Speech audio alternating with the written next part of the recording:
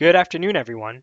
In today's video, I'd like to share some of the key levels that I'm looking at inside of our four major index markets. These are all levels for downside targets or magnets, if you will.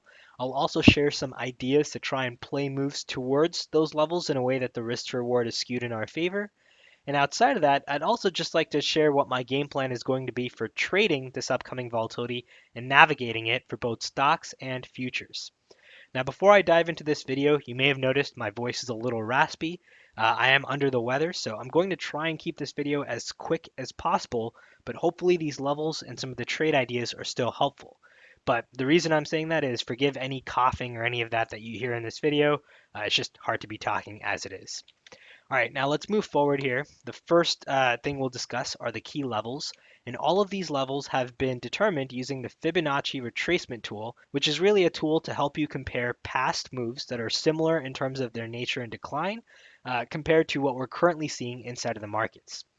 Now I'll go through these levels first on paper, which you can use to take a screenshot or whatnot to have this as a printout. And then we'll move on to looking at where each of these levels comes in on our charts so you have a better idea visually speaking. Now first off, we have the S&P 500, level 1 there, or the first place where we have any kind of Fibonacci support, 420, outside of that 390, and outside of that 360. If we take a look at what this looks like on our charts, SPY. First level we said 420. We've already broken past our two most recent levels, so 420 is next up. Really, that's 419.80. If we continue to break past that, 391.23, and if we continue to break past that, 359.16. If I zoom out, you'll have an idea of the different swings that I've used for this comparison. Now, one quick note here. To me, I don't think we continue falling straight down even next week. I think we have a bit of an inside candle next week before we continue to see that flush move down lower, which I think leads to some opportunity to try and at least craft trade ideas. So that's the S&P 500. Now, if I move down, next up we have the Dow. Level 1 in the Dow, 320. Level 2 in the Dow, 290. And I think the Dow is the one that's most ripe in terms of having nice risk to reward opportunities.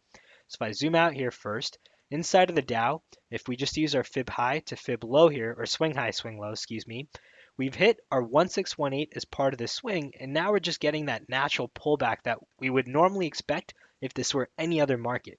So using that idea, the two levels we have, 320 or 317.19 rather to be precise, and the second one we said was 290.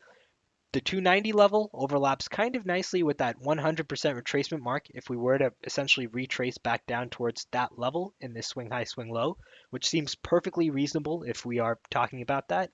And the second level is fairly close to that 1272, overshooting that just by a little bit if that's where we stop and then continue to essentially bounce from. So those are the two levels inside of the Dow.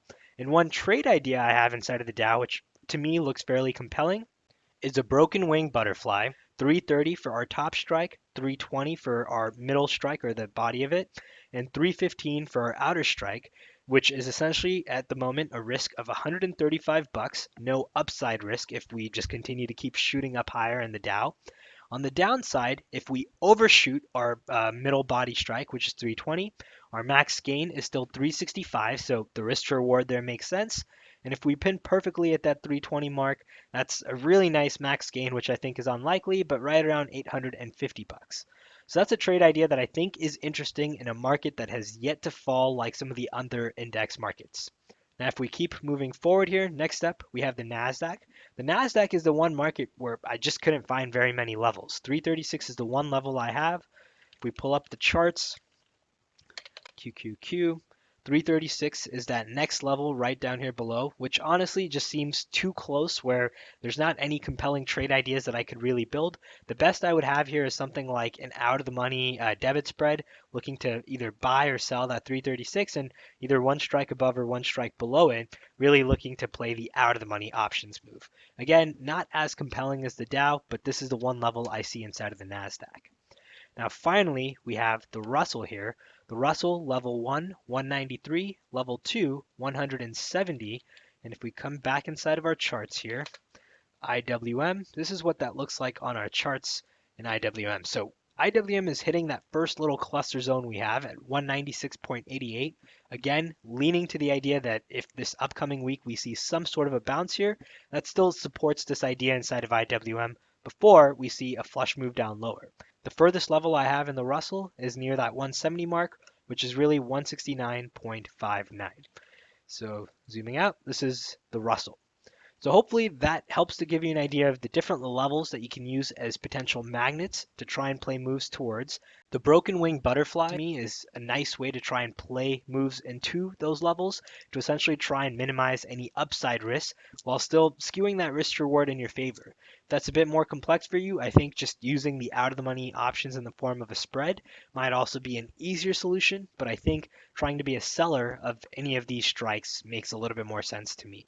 Now moving forward, for all of our stock volatility box members, the stock game plan as we proceed forward into this volatility, my plan is to use the live scanner as our automatically updated list of opportunities. If you're familiar with or you've already seen the V-shaped reversal course, this idea should resonate with you. The overall premise is the live scanner gives us a list of all of the different markets where we have greater than usual volatility, meaning we have some sort of an edge here. And specifically, instead of looking to try and trade with the trend now, I'm looking to fade reactions into previous support and resistance levels. Your very classic 101 trading strategy. I'll show you two examples of that inside of Home Depot and CarMax from Friday, but that's the overall idea here. It's use the live scanner to know where do we have different opportunities setting up. My plan will be to focus on the larger blue chip stocks or stocks that have options that we can essentially use to take advantage of this move, and then fade any of those reactions where price starts to essentially reverse.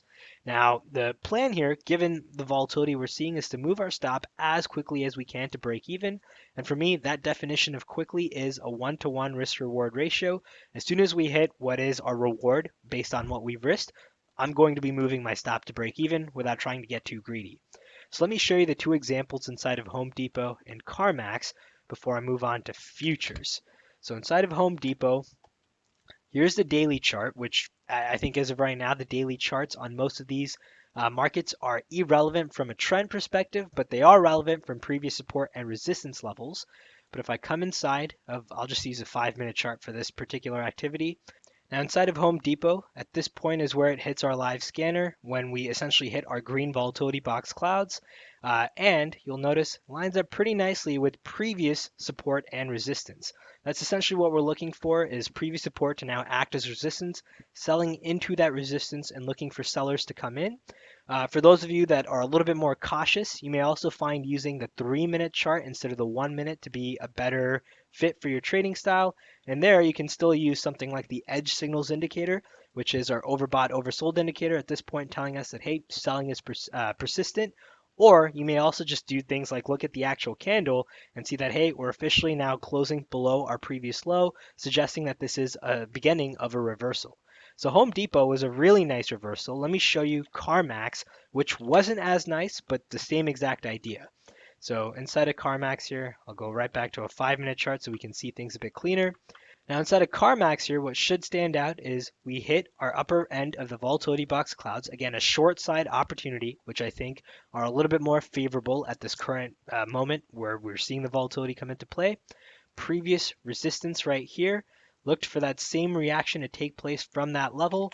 Didn't have as drastic of a sell-off as Home Depot, but this also happened later in the day on a Friday inside of CarMax. So that's the trade-off that you have there, but hopefully both of these give you an idea of how using previous support, previous resistance, looking for that to essentially overlap with our volatility box clouds, and the live scanner serves as your means of finding these opportunities in the first place.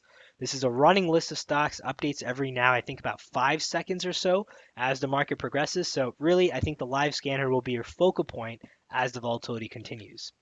Now for futures trading, it's a similar idea here. Step number one, my plan is to use the scalper models a bit more sparingly. I'll prefer sticking to the aggressive model onwards, our more conservative models. And the overall idea there is let's just be a bit more cautious, not try and be essentially heroes trying to catch falling knives, but essentially use more conservative models to capitalize on any reversal opportunities. Now, if you're a bit more aggressive, you may continue using something like that 1-minute chart for the edge signals, looking for very quick in and out moves. For those of you that are a bit more cautious or you'd like to play slightly longer term bounces, the 3 to 5 minute chart there I think is really nice for waiting for that proof via price action, especially as we continue to see this sell off. And for those of you looking for larger bounces, that 15-minute or even the 30-minute chart might be your sweet spot, trying to fade any exhaustion moves that take place.